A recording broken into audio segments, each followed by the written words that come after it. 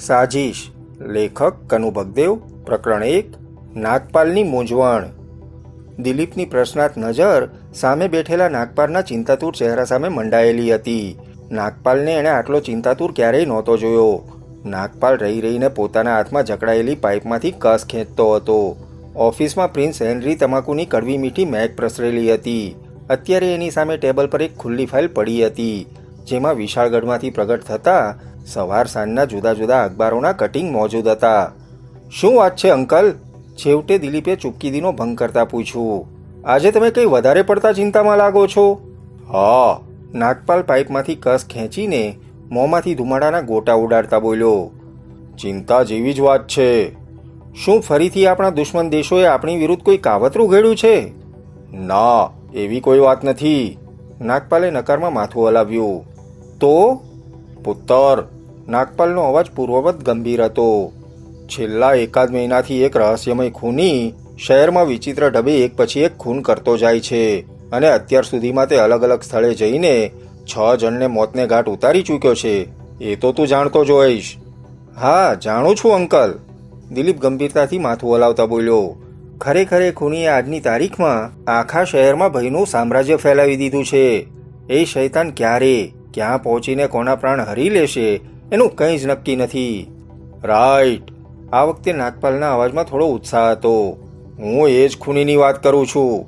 સૌથી વધુ ધ્યાન આપવા લાયક બાબત એ છે કે અત્યાર સુધીમાં થયેલા બધા ખૂનો પ્રી પ્લાન બનાવીને યોજનાબદ્ધ રીતે કરવામાં આવ્યા છે. આ કારણસર જ તે ક્યારેય ઘટના સ્થળે આવી પોતાનું કામ પતાવીને ચાલ્યો જાય છે. એની કોઈને કંઈ ખબર પડતી નથી. વિશાળગઢની પોલીસ એને શોધીને થાકી ગઈ છે, હતાશ અને નિરાશ થઈ ગઈ છે. એટલે એ કેસની તપાસ આપણા વિભાગને સોંપવામાં આવી છે. પોલીસે ફાઇલમાં પોતાનો ફાઇનલ રિપોર્ટ મૂકીને આ કેસની તપાસ ખાસ કેપ્ટન દિલીપે એટલે કે તારે જ કરવી એવો આગ્રહ રાખ્યો છે. આજની તારીખમાં તેમની નજરે તું જે રહસ્યમય ખૂનીને શોધી શકે તેમ છો, અને છેલ્લા 5 વર્ષમાં તે રાષ્ટ્રીય તથા આંતરરાષ્ટ્રીય સ્તરે જે કામ કરી બતાવ્યું છે એ જોતા તેમની આ અપેક્ષા ગેરવ્યાજબી પણ નથી. અંકલ. સહસા દિલીપનો અવાજ લાગણીથી ગળગળો થઈ ગયો. આજે હું જે કહી છું તે તમને જ આભારી છે. તમારી સોબતની જ અસર છે. તમારી પાસેથી જ હું બધું શીખ્યો છું. જો તમે ન હોત તો આજે આ કેપ્ટન દિલીપનું પણ કોઈ વજૂદ ન હોત. તમારી બુદ્ધિમત્તા, નિડરતા, સાહસ અને દિલેરી સામે હું તો રાઈના દાણા સમાન છું. તમે મને બચપણથી જ સગા દીકરાની જેમ ઉછેરીને આ સ્ટેજ સુધી પહોંચાડ્યો. એનો આભાર વ્યક્ત કરવા માટે કોઈ પણ શબ્દો ટૂંકા પડે તેમ છે. તું આવું માને છે એ તારી મહાનતા છે. બાકી મેં જે કંઈ કર્યું છે એ મારી ફરજના જ એક ભાગરૂપે કર્યું છે. કોઈ પણ પિતા પોતાના સંતાનની પ્રગતિ માટે ભલે ગમે તેટલા ભરસક પ્રયાસો કરે, પણ જો સંતાનને જ પોતાની પ્રગતિમાં કંઈ રસ ન હોય તો એની ઈચ્છા પ્રગતિને બદલે પરગતિ કરવાની હોય તો બિચારો પિતા પણ શું કરે? બાપ બિચારો પેટે પાટા બાંધીને દીકરાને કોલેજમાં એડમિશન અપાવે, પણ દીકરો કોલેજને બદલે ગર્લફ્રેન્ડને લઈને થિયેટરમાં ફિલ્મ જોવા પહોંચી જાય તો બાપનો પણ શું દોષ કાઢવો? આજના ઇન્ટરનેટ યુગમાં મોટેભાગે એવું જ બનતું હોય છે. પશ્ચિમી સંસ્કૃતિનું આંધળું અનુકરણ કરીને દીકરા દીકરી દીપડા કે દીપડી બની જતા હોય છે. તારે પ્રગતિ કરવી હતી એટલે તે મારા સંસ્કારો ગ્રહણ કર્યા. પરિણામે આજે માત્ર હું જ નહીં બલકે આખો દેશ તારે માટે ગર્વ અનુભવે છે, અને તારા જેવો બહાદુર સહકારી મને મળ્યો છે એનું હું ગૌરવ લઈ શકું છું. ખેર, હવે આપણે મુદ્દાની વાત પર આવીએ. કહીને નાગપાલે એની સામે પોલીસનો ફાઇનલ રિપોર્ટ મૂક્યો. દિલીપે ઉપરથી રિપોર્ટ વાંચ્યો. એમાં ખૂની વિશેની ઘણી સનસનાટી ભરેલી વાતો લખી હતી. એણે રિપોર્ટ વાંચીને નાગપાલને આપ્યો, જે નાગપાલે પુનઃ ફાઇલમાં મૂકી દીધો. અંકલ. દિલીપ બોલ્યો. રિપોર્ટમાં જણાવ્યા અનુસાર ખૂની કોણ છે એ પોલીસ નથી જાણી શકી. એટલું જ નહીં, ખૂની વિરુદ્ધ તેઓ કોઈ પુરાવા પણ નથી મેળવી શક્યા. હા. નાગપાલે પાઇપમાંથી કસ ખેંચતા ગંભીર અવાજે કહ્યું. અલબત્ત ખૂની સુધી પહોંચવા માટે પોલીસે પોતાનાથી બનતા બધા જ પ્રયાસો કર્યા છે, પરંતુ તેમની બધી દોડાદોડી અને મહેનત નકામી ગઈ છે. ખૂની ખૂબ જ ચાલાક, તીવ્ર બુદ્ધિશાળી તથા માસૂમ અને ખૂબસૂરત દેખાવ ધરાવતો કોઈ શખ્સ છે. તે દરેક વખતે કોઈને કોઈ નવો વેશ ધારણ કરી પોતાનું કામ પાર પાડીને આંખના પલકારામાં જ બનાવના સ્થળેથી ગાયબ થઈ જાય છે. વેશ પરિવર્તનની કળામાં નિપુણ હોવાથી જ તે પકડાયો નથી.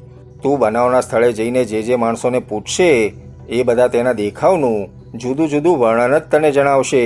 પોલીસની આ ફાઇલમાં તેને બહુરૂપી ખૂની નામ આપવામાં આવ્યું છે. આ ઉપરાંત આ બહુરૂપી ખૂની વિશે હું બીજી અમુક ખાસ વાતો તને જણાવું છું.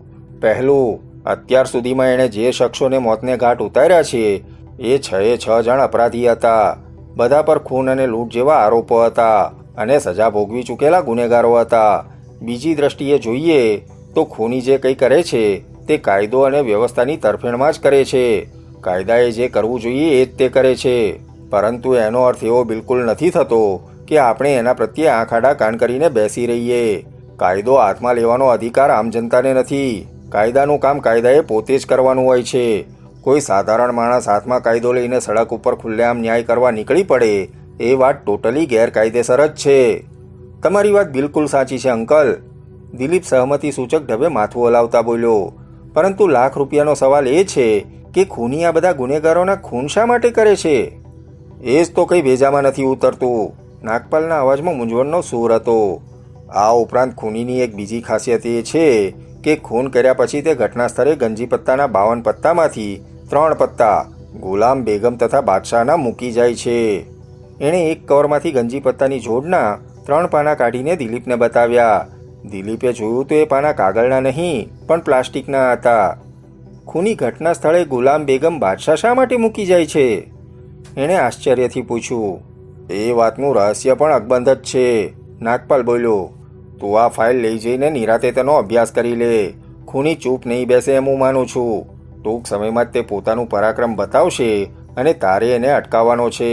એટલું જ નહીં, પોલીસના હવાલે પણ કરવાનો છે. હંમેશની જેમ આ વખતે પણ તું સફળ થઈશ એની મને પૂરી ખાતરી છે. મારી શુભેચ્છાઓ અને આશીર્વાદ તારી સાથે જ છે. આ કેસમાં જો તને કોઈની મદદની જરૂર પડે તો બેધડક લેજે. રજની અને ધીરજ હમણાં નવરાજ છે. શાંતા તો તારી આંટી સાથે મુંબઈ ગઈ છે અને ક્યારે પાછી ફરશે એ કંઈ નક્કી નથી. ઓકે અંકલ, દિલીપે પોતાના હાથમાંથી ફાઇલ લઈને ઊભા થતા કહ્યું. ત્યારબાદ નાગપાલના ચરણ સ્પર્શ કરીને તે ઓફિસમાંથી બહાર નીકળી ગયો. તે સીધો પોતાના ફ્લેટ પર પહોંચ્યો અને પછી તેનો આખો દિવસ બહુરૂપી ખૂનીની ફાઇલ વાંચવામાં જ વીત્યો. બહુરૂપી ખૂનીનું ચરિત્ર ખૂબ જ રહસ્યમય હતું. દિલીપની માન્યતા પ્રમાણે ખૂની લાગણીશીલ હતો અને લાગણીને વશ થઈને ખૂન કરતો હતો. પરંતુ સાથે જ ખૂનની કાર્યપ્રણાલી પરથી તે અત્યંત બુદ્ધિશાળી પણ હતો અને બહુ જ સમજી વિચારીને દરેક પગલું યોજનાબદ્ધ રીતે ભરતો હતો. ખૂની ખૂબ જ ભણેલો ગણેલો પણ લાગતો હતો, જે જોખમી હતું, કારણ કે આ જાતના ગુનેગારને પકડવાનું અત્યંત કપરું થઈ પડે છે. દિલીપ તથા નાગપાલની માન્યતામાં એક વાત બિલકુલ સરખી હતી. નાગપાલના કહેવા મુજબ ખૂની ચૂપ નહોતો બેસવાનો અને ટૂંક સમયમાં જ પોતાનું પરાક્રમ બતાવવાનો હતો. ફાઇલનો અભ્યાસ કર્યા પછી દિલીપ પણ આ જ પરિણામ પર પહોંચ્યો હતો અને બન્યું પણ એમ જ. રાત્રે 10 વાગે નાગપાલનો ફોન આવ્યો. એના કહેવા મુજબ બહુરૂપી ખૂની બંદર રોડ પર આવેલ ચાંદની બારમાં વધુ એક ખૂન કરીને અદૃશ્ય થઈ ગયો હતો. દિલીપ તરત જ પૂરપાટ વેગે પોતાની કારમાં ચાંદની બાર પહોંચ્યો. આ દરમિયાન પોલીસ પણ ત્યાં પહોંચી ગઈ હતી. દિલીપ બારમાં પ્રવેશ્યો ત્યારે ત્યાં ચહેરા ઉપરથી છેલ બટાવ જેવી લાગતી 15-20 યુવતીઓ એક ખૂણામાં ધ્રુજતી હાલતમાં ઊભી હતી. તેમના ચહેરા પર છવાયેલો ભય અને ગભરાટ સ્પષ્ટ રીતે જોઈ શકાતો હતો. પોલીસ હવે પોતાની શી હાલત કરશે એની તેમને ખબર નહોતી. યુવતીઓની બાજુમાં સ્ટાફના કર્મચારીઓ તથા શરાબ અને શબાબની મોજ માણવા આવેલા અય્યાશ ગ્રાહકો ભયભીત મુદ્રામાં ઊભા હતા. એ સિવાય હોલ ખાલી હતો. આવો મિસ્ટર દિલીપ. સ્થાનિક પોલીસ સ્ટેશનનો ઇન્ચાર્જ આગળ વધીને દિલીપ પાસે પહોંચતા બોલ્યો. હું તમારી જ રાહ જોતો હતો. તો આ બહુરૂપીનો 7મો શિકાર છે એમને?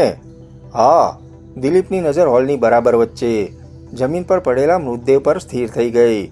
મરનારની ઉંમર 35 વર્ષની હતી અને ચહેરા પરથી જ તે સડકછાપ બદમાશ જેવો લાગતો હતો. મિસ્ટર દિલીપ, સબ ઇન્સ્પેક્ટર પોતાનું મંતવ્ય વ્યક્ત કરતા બોલ્યો. ખૂનીએ ખૂબ જ ક્રૂરતાથી આ ખૂન કર્યું છે. એણે મરનારના લમણા પર જ ગોળી ઝીકી છે, જે અંદર જ ક્યાં કટવાઈ ગઈ છે. મરનારની ખોપરીમાં જે રીતે ગોળી વાગી છે એના પરથી પુરવાર થઈ જાય છે કે ગોળી મારતી વખતે ખૂની એની ખૂબ જ નજીકમાં હતો. દિલીપે ધીમેથી માથું હલાવ્યા બાદ આગળ વધીને મૃતદેહનું નિરીક્ષણ કર્યું. મૃતદેહની બાજુમાં જ ગંજી પત્તાના 3 પાના ગુલામ બેગમ અને બાદશાહ પડ્યા હતા. દિલીપ સિગરેટ પેટાવીને મૃતદેહની આજુબાજુમાં ચક્કર મારતો કશ ખેંચવા લાગ્યો. મરનાર કોણ છે એ બાબતમાં કંઈ જાણવા મળ્યું? છેવટે એણે પૂછ્યું. હા, ઘણું બધું જાણવા મળ્યું છે, સબ ઇન્સ્પેક્ટરે જવાબ આપ્યો. આ નંગનું નામ જમશેદ હતું અને તે એક ખતરનાક ગુનેગાર હતો. અગાઉ 4-5 ખૂનોમાં તે સંડોવાયેલો હતો, પણ પુરાવાના અભાવે છૂટી ગયો હતો. 2-3 વખત જેલની હવા ખાઈ ચૂક્યો છે. જમશેદ? દિલીપ સ્વગત બબડ્યો. પછી પૂછ્યું, જમશેદ અવારનવાર અહીં આવતો હતો કે પછી આજે પહેલી જ વાર આવ્યો હતો? મેનેજરના કહેવા પ્રમાણે જમશેદ અવારનવાર અહીં આવતો હતો. અહીંથી એનું ઘર પણ બહુ દૂર નથી. એના ઘેર બનાવની જાણ કરી દીધી છે? હા, મેં હમણાં જ એક સિપાહીને ત્યાં મોકલ્યો છે. દિલીપે હવે ગોઠણભેર બેસીને જમશેદના માથા પર વાગેલ ગોળીનું નિશાન જોયું. નિશાન જોઈને તે સમજી ગયો કે ખૂનીએ 32 કેલિબરની રિવોલ્વરમાંથી ગોળી છોડીને જમશેદને શૂટ કર્યો છે. આ ઉપરાંત એ એવા પરિણામ પર પહોંચ્યો કે ખૂની અચૂક નિશાનબાજ હતો. દિલીપ મૃતદેહનું નિરીક્ષણ કરતો હતો ત્યાં જ એકાએક બારરૂમમાં કોઈ સ્ત્રીના કરુણ આક્રંદનો અવાજ ગુંજી ઉઠ્યો. દિલીપે ઊભા થઈને અવાજની દિશામાં નજર કરી. એણે જોયું તો 30 વર્ષની એક યુવતી 2 સિપાહીઓ સાથે અંદર આવી હતી. આવતા વેત તે જમશેદના મૃતદેહ પર માથું પછાડીને રડવા લાગી. એનું રુદન ભલભલા કઠોર કાળજાના માનવીને પણ હચમચાવી મૂકે એવું હતું. આગંતુક યુવતી જમશેદની પત્ની છે એ વાત દિલીપ સમજી ગયો. સિપાહી પાસેથી એનું નામ પણ જાણવા મળી ગયું. એનું નામ સલમા હતું.